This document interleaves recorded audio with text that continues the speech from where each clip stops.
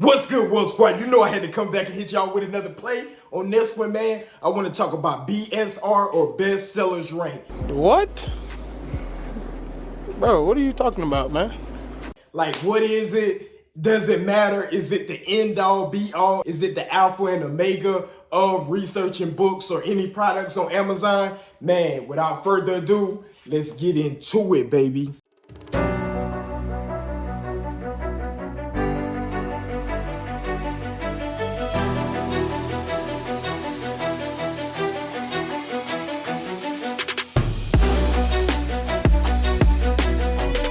All right, so best sellers rank, right? BSR. Is it the end all be all? No, it is not. Best sellers rank is just a snapshot in time. A lot of people like to weigh buying decisions strictly on best sellers rank, but you don't want to do that because you can miss a lot of gems that way, right? Let's think of it this way. The lower the number or the lower the rank, the better that it sells. So what we're doing is using Amazon's past data to predict what the product will do in the future, right? So the lower the number on best sellers rank, the better. Oh, I get it. So if the BSR or the best sellers rank is number one, that is the fastest moving product on Amazon, selling thousands and thousands of units of that particular product per day. And the same goes with vice versa, right? If it's a high, extremely high for that category, I'm going to leave a chart down below that'll show you, the top 1% of each category. You guys can check that out in the link in the description to see and kind of gauge of that top percentile of your specific category. For the new book sellers, I like to advise them to stay under the range of 2 million sales rank or less. Now, it can vary depending on the type of book. If it's a super niched book, right? Maybe it's not a lot of sellers or no sellers online or no copies available. You may take that chance. I kind of look at those as lotto books or lottery books.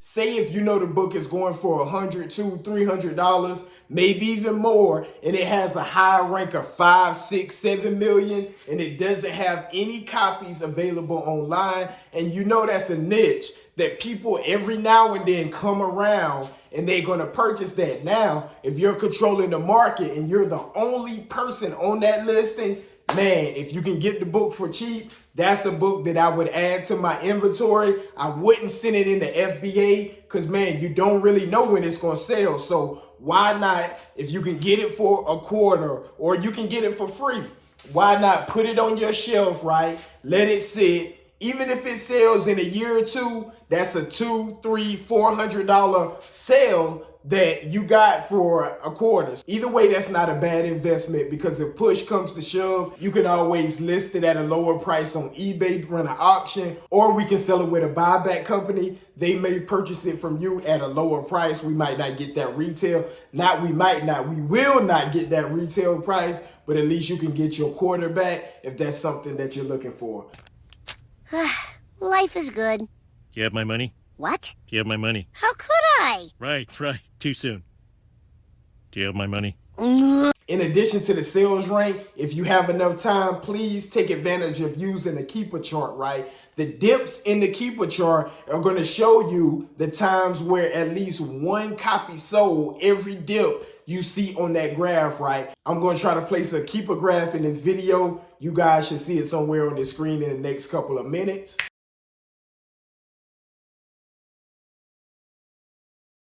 Yeah, so on that screen, you guys notice where it dips low at the bottom, that's when the sales are coming in. So anytime it dips.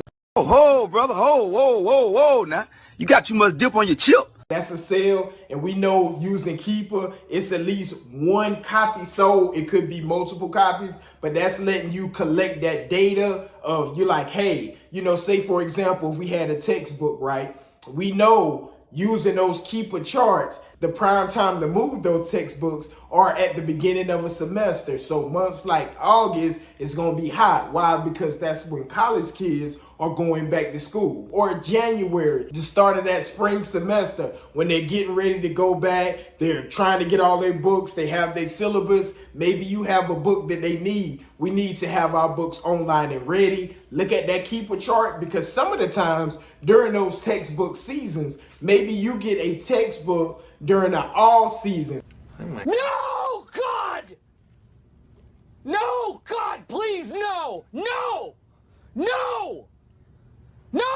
So let's just say you get it in May and you want to hold on to it until August because you know you can generate more money, because you know you will get more profit if you upsell it. A lot of the times it's better to hold our textbook prices at a higher rate and wait for that sale. Now, if you need the cash, you may sell it for cheaper during the off season. If you're not in the buying for cash flow, just go ahead and hold it to August. If the keeper chart is showing you that it sells like hotcake in August, you can hold it, hold out for your price and not drop it low just to move it in the off season. Also, another valuable tip, always check to see if it's a later edition or version out of that book, because some of the times you may wait and a new edition comes out, and I'm not saying it's not going to ever sell, but that new edition is going to take the prime role. So maybe the keeper chart of the past will not be as accurate as before, because now kids are ordering this new edition. Now you're probably going to still be able to get off your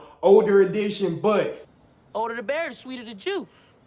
just remember that keeper chart reflected when that book was the latest edition. Again, that's another great tip to look at. In addition to the amount of sellers on the listing, the rank, we still looking at best sellers rank, but it's not the alpha and omega. Also, if you're using the app, which allows you to see an e-score or a sales score, I use ScoutIQ. I'll leave a link in the description for a free trial if you want to try it out. If you try it and you don't like it, just go ahead and cancel that bad boy so it doesn't charge you. But that app is going to show you whether you're in books, whatever category that you're in. It's going to show you an e-score or a sales score, which is going to give you an estimate of the number of times this product has sold in the last 180 days. So again, similar to Keeper, right? If we see an e-score of 25, we know that at least 25 days out of the last 180 days, this product has sold at least one copy, right? I said, hold on.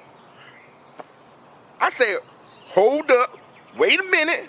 Something ain't right. So it could be multiple copies, but we know those 25 days that it at least has sold one. So that gives you data to kind of measure when this product is actually going to sell, what days do they usually fall on, or what month, and when you can expect to see it in return on your investment. Again, I want to add, nothing is a surefire guarantee. That's whether we're working a 9 to 5, whether we're an entrepreneur. We don't even know if we're going to live to the next second or the next day. So nothing is a guarantee. It's always going to be some form of risk. But what do we do to mitigate that risk? What?